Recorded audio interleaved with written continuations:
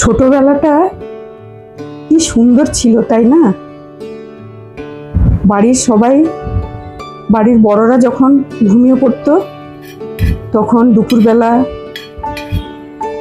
তেঁতুল চুরি করে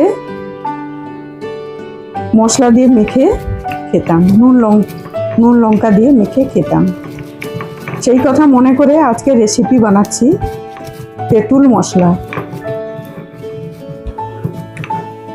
পাকা তেঁতুল নিয়ে নিলাম, তার সঙ্গে শুকনো লঙ্কা জিরে রোস্ট করে গুঁড়ো করে তেঁতুলের উপরে ছড়িয়ে দিলাম, নুন ছড়িয়ে দিলাম, মেখে বাস খাওয়া।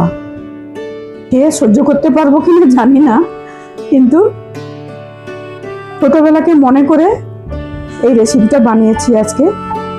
দেখা যাক কেমন হয়। আপনারাও বানিয়ে খেতে পারেন যদি আপনাদের ভালো লাগে। তেঁতুল কেমন লাগলো এই রেসিপিটা আমাকে বলবেন প্লিজ।